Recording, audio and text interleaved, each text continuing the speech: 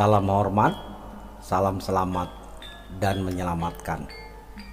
Salam berbangsa dan bernegara Indonesia. Semangat Indonesiaku. Selamat bertemu di channel Konsultan Jagat. Ini hanya sebuah lisan pengganti tulisan agar pesan menjadi kesan, bukan hanya pepesan.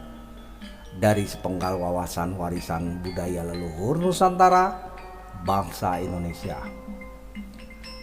Disajikan tanpa bermaksud melecehkan atau menyinggung dan atau merendahkan semua pihak. Ini hanya wacana tafsiran saya saja, bukan untuk mendapatkan pembenaran. Silakan ambil yang baik dan manfaat untuk kehidupan Anda. Selamat mengikuti. Kita mulai. Dalam catatan sejarah telah diketahui secara umum bahwa Nusantara ribuan tahun yang lalu masih menyatu daratannya, seperti Pulau Sumatera masih menyatu dengan Pulau Jawa dan Pulau Bali, bahkan dengan daratan Cina serta Pulau Kalimantan serta beberapa pulau lainnya. Secara ilmu geologi disebut daratan Sunda atau Sundaland. Dalam perkembangannya lalu terpisahkan oleh laut yang disebabkan oleh peristiwa geologi itu sendiri. Akhirnya terdiri dari ribuan pulau yang membentang dari Sabang sampai Merauke yang berdaulat dengan nama Negara Kesatuan Republik Indonesia. Manusia Nusantara yang kemudian menjadi suatu bangsa setelah hidup menetap di suatu daerah dengan bercocok tanam dan beternak atau menangkap ikan, lalu membentuk koloni atau kumpulan yang disatukan oleh kesamaan darah keturunan dan kepentingan yang sama. Mulai dari kelompok kecil lalu bergabung menjadi besar, yang kemudian memunculkan kebiasaan hidup yang perlu adanya tatanan norma dan etika sosial individu dan kelompok agar tetap dalam koridor tujuan tatanan kehidupan. Dimulailah adanya adat istiadat yang menjadi ciri kehidupan secara berkelompok yang kemudian menjelma menjadi suatu kerajaan dengan dipimpin oleh satu orang pemimpin yang disebut raja atau ratu, serta membentuk organisasi kerajaan yang memiliki aturan untuk mengatur kehidupan dan mengayomi serta melindungi rakyat juga wilayahnya. Bangsa Nusantara atau disebut juga Bani Jawa itu kehidupannya sangat tergantung dengan alam. Maka mereka selalu menjaga kelestarian alam, salah satunya dengan menjaga keharmonisan hubungan alam. Mempelajari atau membaca seluruh kebiasaan dan fenomena alam, mulai dari perbintangan, tanah, gunung, angin, tumbuhan, hewan, laut, dan sebagainya yang mempengaruhi perilaku kehidupan manusia. Dengan melihat bintang saja mereka bisa memprediksi ini musim ikan apa atau cocok untuk tanam apa. Merasakan kelembaban atau kecepatan angin, mereka tahu alam akan bagaimana, sehingga manusianya harus berperilaku bagaimana. Bahkan tahu akan terjadinya huru-hara, peperangan, atau wabah penyakit. Juga mengolah batin spiritual untuk menjaga hubungan dengan bangsa lelembut atau orang halus atau bangsa di langit kayangan. Betapa luar biasanya kehidupan leluhur bangsa Nusantara atau Bani Jawa. Dengan membaca alam lalu ditambah dengan informasi secara spiritual kebatinan, kemudian menjadi suatu kesimpulan. Tata cara kehidupan seperti itulah yang disampaikan dari mulut ke mulut secara lisan, yang lalu disebut pedoman kehidupan atau ajaran kehidupan. Dengan sebutan lainnya, agegaman atau gaman atau agama atau pegangan hidup. Ada yang dikemas dalam cerita dongeng atau legenda yang sangat sulit dibuktikan kebenarannya, tetapi penuh dengan muatan pesan bermakna. Biasanya ada yang berbentuk kiasan atau seloka atau tersirat yang perlu ditafsirkan, tetapi ada juga yang tersurat sangat jelas artinya. Banyak juga yang ditulis dalam naskah atau manuskrip kuno. Ada juga bukti-bukti peninggalan peradabannya berupa benda-benda, artefak, dan bangunan situs purbakala yang bisa disebut sejarah atau secara ilmu sejarah dan ilmu arkeologi yang bisa dibuktikan kebenarannya. Hal inilah yang membuktikan bahwa bangsa Nusantara atau Bani Jawa sebagai bangsa dengan peradaban pemikiran ratusan tahun ke depan, bahkan ribuan tahun yang akan datang, dengan menganalisa bintang-bintang, fenomena laut, getaran bumi, gejolak angin, perilaku hewan, tumbuhan, matahari, bulan, musim penyakit, atau bahasa sekarang mengedit alam, hingga sampai pada pengaruh zaman yang dipentaskan oleh tingkah polanya manusia akan seperti apa. Datang zaman dan perginya akan selalu meninggalkan cerita. Tahu sebelum kejadian yang lalu disebut oleh sebagian orang sebagai ramalan. Buat saya pribadi, hal itu bukanlah sebuah ramalan, tetapi sebuah almanak atau kalender alam yang menyangkut metabolisme alam dan kehidupan manusia, khususnya kejadian di Nusantara. Karena tertulis rinci peristiwa demi peristiwa, bahkan dikitabkan. Hal yang paling mendasar adalah benar-benar terjadinya peristiwa atau kejadian yang sudah tertulis ribuan tahun sebelumnya. Tapi okelah, saya ikuti umumnya saja dengan menyebut itu ramalan. Banyak sekali ramalan dan tokoh peramal atau penglihat masa depan atau pengedit alam yang dilahirkan oleh ibu bangsa Nusantara atau Bani Jawa ini. Beberapa contoh ramalan yang sudah terbukti terjadi seperti: besok Pulau Jawa akan berkalung besi. Faktanya jalur kereta api di Pulau Jawa. Suatu saat akan ada kereta berjalan tanpa kuda. Faktanya ada mobil. Akan ada perahu berjalan di awang-awang. Faktanya pesawat. Datangnya penguasa dari negeri seberang dengan ciri-ciri berkulit putih, dari kepala sampai kaki dibungkus, membawa tongkat api, doyan makan daging anjing. Faktanya datang VOC dari Belanda. Dan masih banyak sekali ramalan yang lainnya. Pada kesempatan ini saya hanya akan fokuskan pada ramalan tentang sosok misterius yang sangat diharapkan kehadirannya atau kemunculannya oleh bangsa Nusantara atau Bani Jawa. Sosok ini sudah sedemikian fenomenanya karena akan bisa membawa pada kemakmuran dan kesejahteraan rakyat di bawah pimpinannya. Beberapa penggal ramalannya seperti sakti tanpa mantra atau doa, menyerang tanpa pasukan, menang tanpa bertanding, senjatanya trisula dari kitab Weda, bisa mengetahui rahasia seseorang, memahami apa yang akan terjadi, dan tentunya masih banyak lagi ramalannya.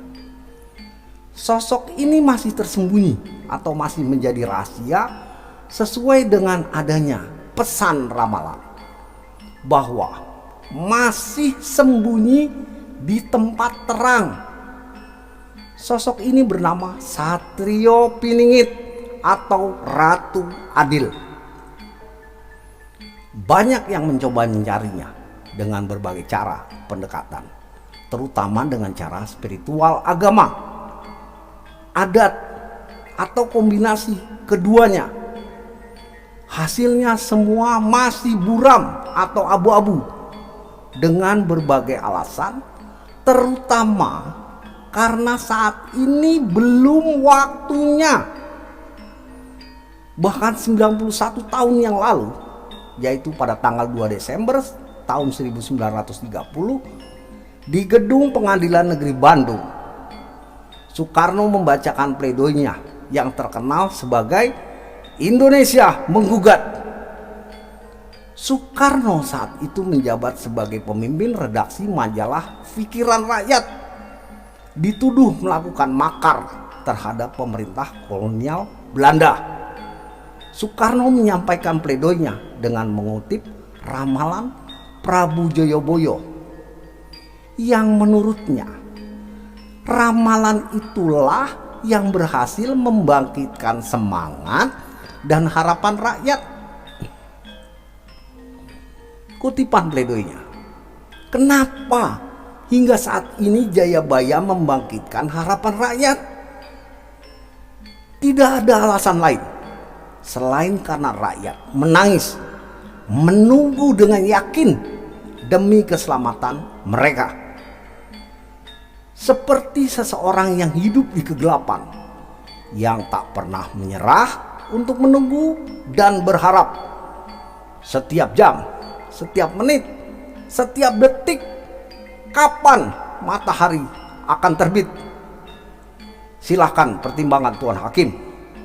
Kenapa orang Hindia Belanda masih menunggu Ratu Adil?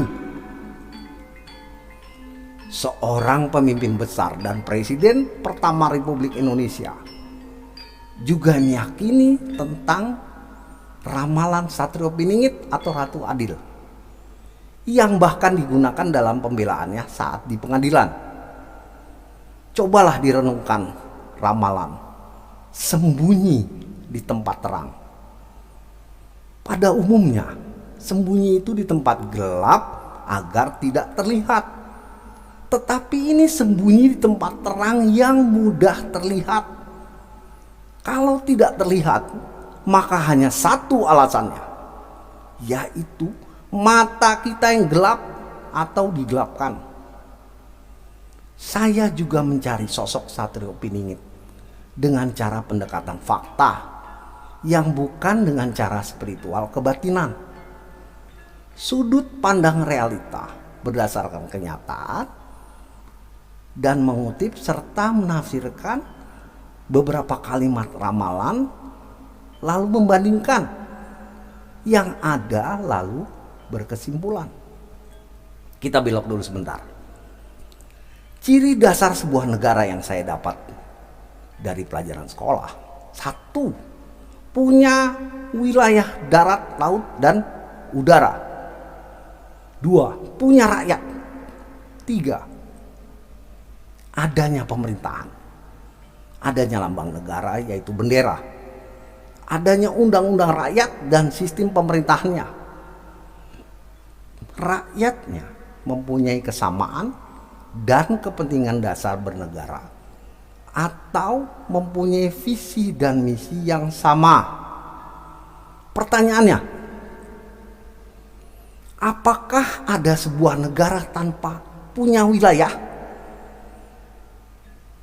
punya pemimpin, punya rakyat, punya undang-undang, punya lambang negara? Jawabannya ada. Kembali lagi ke ramalan tentang akan adanya sosok pemimpin yaitu Satrio Piningit. Terjawab sudah. Ramalan sembunyi di tempat terang. bahwa mata kita yang digelapkan alias tidak menyadarinya dengan mukjizatnya atau kesaktiannya yang luar biasa tanpa berperang telah membentuk dan memimpin sebuah negara dengan menyihir orang untuk berbondong-bondong menjadi rakyatnya dengan senang hati. Bersenjata pisau bermata tiga atau trisula yang terbukti sangat ampuh kesaktiannya. Bahkan saking hebatnya itu sampai menusuk relung jiwa dan mempengaruhi pikiran rakyatnya. Memimpin 3 negara menjadi satu kesatuan dengan masing-masing negara mempunyai lambangnya sendiri. Masih penasaran? Baiklah, tanpa berlama lagi saya akan sebutkan sebuah nama. Sekali lagi, ini saya sajikan tanpa bermaksud merendahkan pihak manapun, terutama saudara-saudara sebangsa Nusantara dan setanah air Indonesia. Ini hanya wacana tafsiran saya saja, bukan untuk mendapatkan pembenaran. Pisau mata tiga atau senjata trisula yang pertama dan di tengah adalah sebuah lembaga media sosial dengan jaringan internet yang bernama Facebook. Begitu muncul Facebook, langsung menyedot perhatian orang dari berbagai usia di seluruh dunia dengan menjadi anggota atau pengikutnya. Menjadi media sosial yang menjadi gaya hidup baru, bahkan menjadi bagian hidup interaksi bersosial. Ditambah lagi dengan perkembangan teknologi handphone yang semakin smart dan canggih, maka semakin menjadikan daya tarik dan keterikatan pengikutnya. Membuktikan juga dengan ramalan tentang kesaktiannya yang bisa tahu rahasia seseorang. Bagaimana bisa tahu? Mudah saja jawabnya, yaitu setiap orang yang menjadi pengikutnya harus mengisi form identitas pribadi sampai ke alamat surat elektronik atau email. Bahkan mungkin bisa tahu rahasia negara apabila ada percakapan antar pejabat negara via Facebook. Pisau mata tiga atau senjata trisula yang kanan atau kedua adalah lembaga sosial dengan jaringan internet yang bernama Instagram. Sama ceritanya dengan Facebook, yang begitu muncul langsung diserbu orang-orang dengan sukarela untuk menjadi pengikutnya. Pisau mata tiga atau senjata trisula yang kiri atau ketiga adalah lembaga sosial dengan jaringan internet bernama WhatsApp.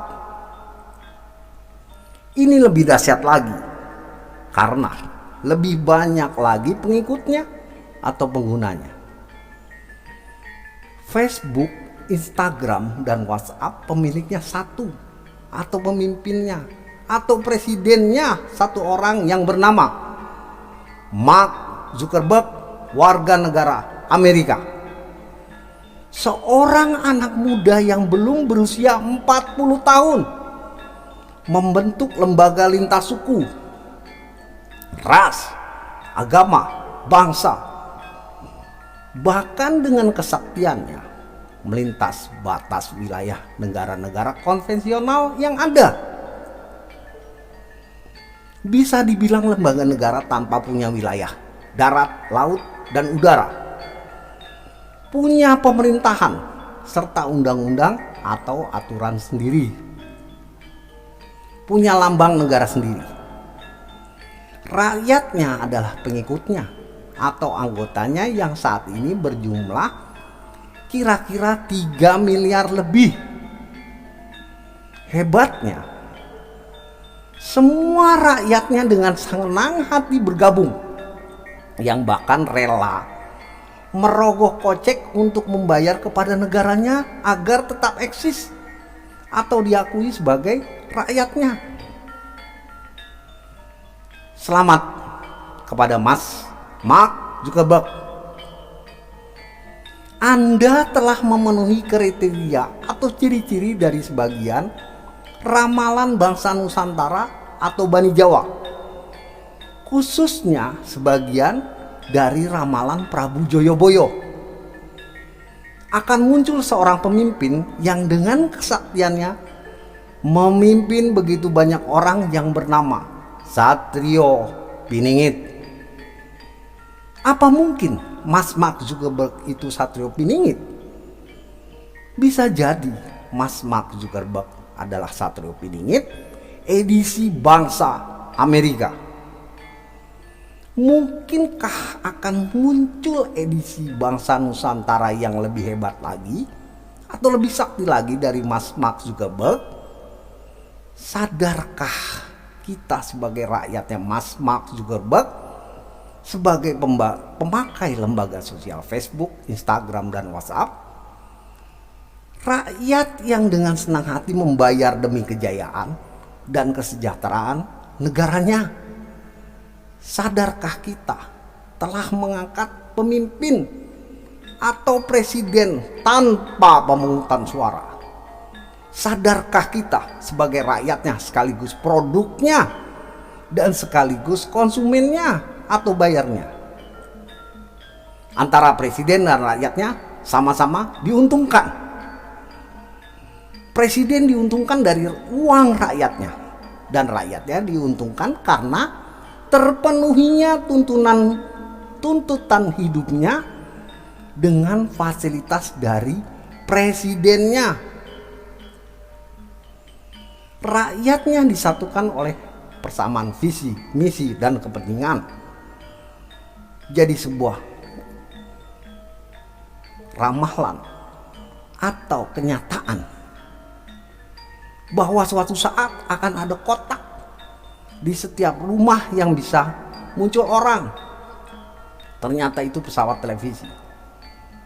Lalu ada lagi bahwa suatu saat akan banyak orang bicara sendiri, tertawa sendiri sambil pegang kotak kecil. Ternyata itu telepon genggam. Pesan lanjutan di ramalan tersebut adalah semua itu hanya tontonan hidup yang lalu menjadi tuntunan hidup. Semua ini karena media sosial sudah dijadikan kebutuhan hidup sehari-hari oleh umat manusia.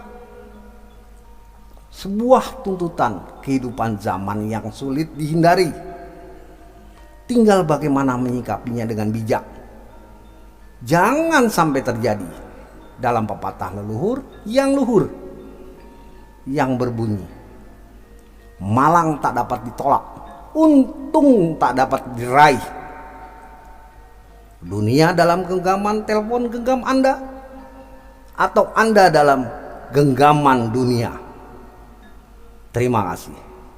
Salam hormat, salam selamat dan menyelamatkan.